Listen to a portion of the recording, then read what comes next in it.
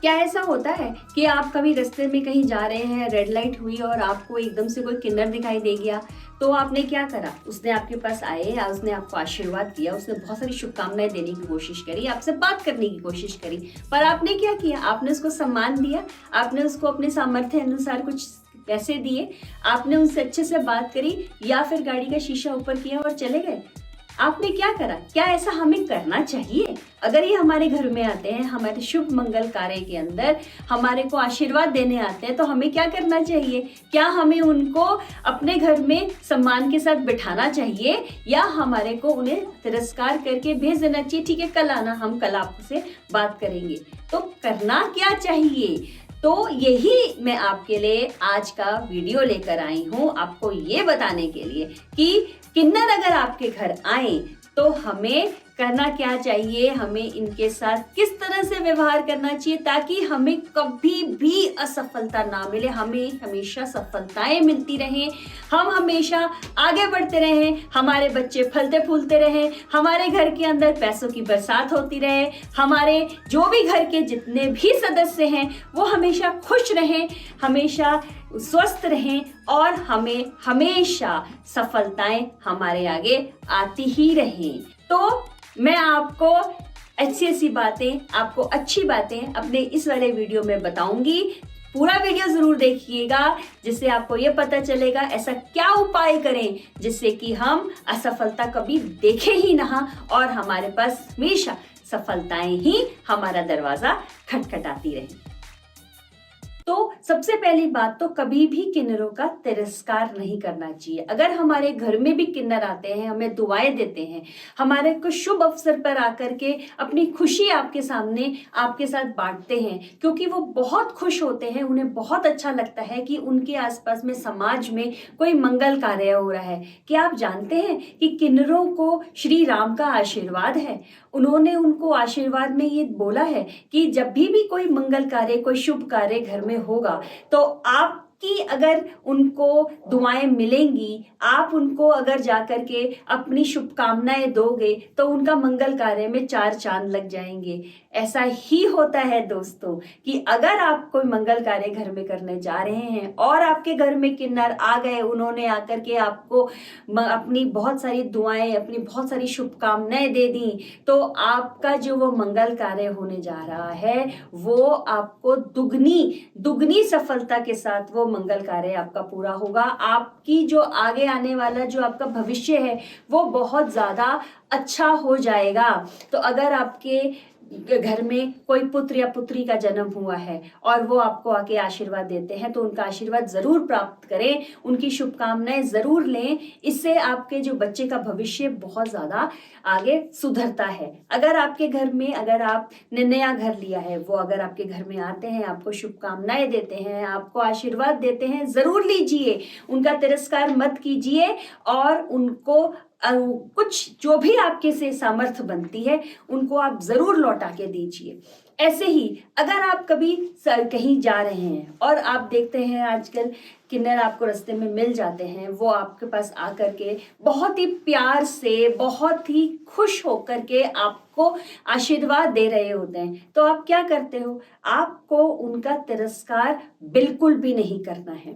हमेशा कोशिश करिए, जितनी सामर्थ्य आपकी हो आप उनको खुश करिए। आपके पास जितना भी आप दे सकते हैं, 10 रुपए, 20 रुपए, 50 रुपए, 100 रुपए, जो भी आपकी सामर्थ्य है आप उनको जरूर दीजिए। उनकी आप आप उनकी एक समाज की हेल्प कर रहे हैं। क्योंकि इनको भगवान राम का तो आशीर्वाद प्राप्त है ही, साथ साथ में इनको देवी माँ का आशीर्वाद भी प्राप्त है। क्या आप जानते हैं कि ये देवी माँ के बहुत परम भक्त होते हैं?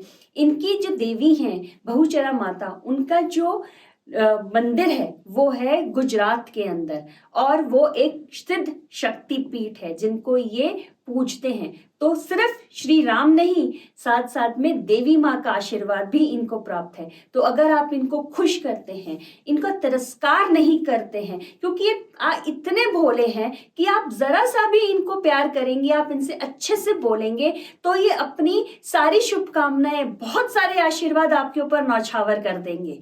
चलिए अब एक बात करते हैं कि अगर आपको कोई किन्नर मिल जाए तो उसके बाद क्या ऐसी आप चीज करें या क्या ऐसा आप उपाय करें जिससे कि आपके घर में धन धान्य, आपके घर के अंदर वर्षा होने लगे, पैसों की, तरक्की की, आपकी जो सफलता है उसको कोई रोक नहीं सकता।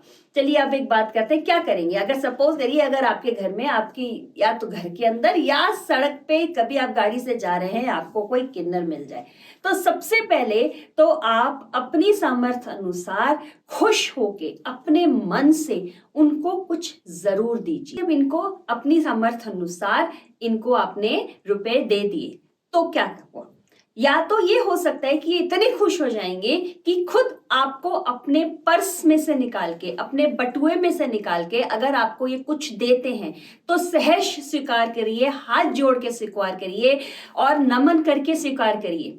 अगर ये नहीं देते हैं तो आप खुद इनसे एक बारी मांग लीजिए, आप इनसे कह दीजिए कि कृपया करके हमें आप अपना आशीर्वाद दीजिए, आप हमारे को कुछ दीजिए जिससे कि हमारा भला हो सके। देखिएगा ये अपने आप आपको 1 रुपया अपने बटुए में से, अपने पर्स में से निकाल के देंगे।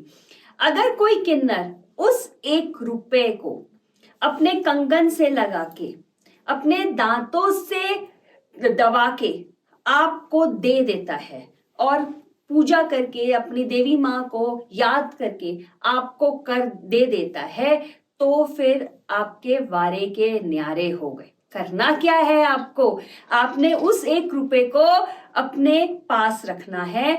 ध्यान रखिए उस 1 रुपए को आपने धोना नहीं है। कभी आप ये मत सोचिएगा कि उनके दांत में से निकला है, उनके मुंह लगा हुआ है तो मैं इसको धो दूं। बिल्कुल नहीं धोइएगा, आप इसको रखिए अपने पास, उसको संभाल के रखिए। उस वक्त तो आप अपने पर्स में, अपने बटुए में उसको संभाल लीजिए। घर जाके आपको क्या करना है, आपने एक हरा कपड़ा लेना है।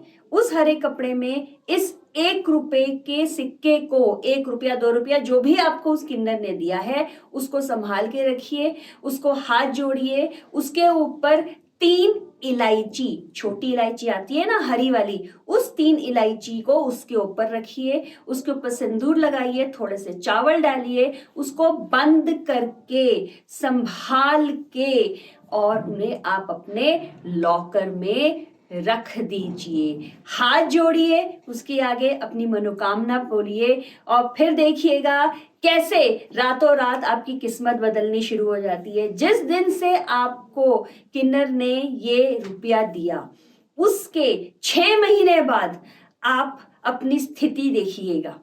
आपकी जो स्थिति पहले थी, जो आपके पास जितना पैसा रुपया था, और उस दिन 6 महीने के बाद आप उसको एक बारी देखिएगा कि कितनी बढ़ोतरी हुई है, कितना आपको वापस सफलता मिलनी शुरू हुई है। आप करके देखिए ये चीज। हर दिवाली, हर होली, अक्षय तृतीया, जो भी आपका शुभ अवसर आता है, एक बार उस हरे कपड़े को जरूर निकालिएगा, खोलिएगा नहीं, निकालिए, उसको हाथ जोड़िए, वापस उसको रोली चावल लगाइए और वापस उसको अपने लॉकर में रख दीजिए। लॉकर अगर आप घर में हैं तो लॉकर में रखिए, अगर आप दुकान में हैं तो अपने कैश बॉक्स में रखिए।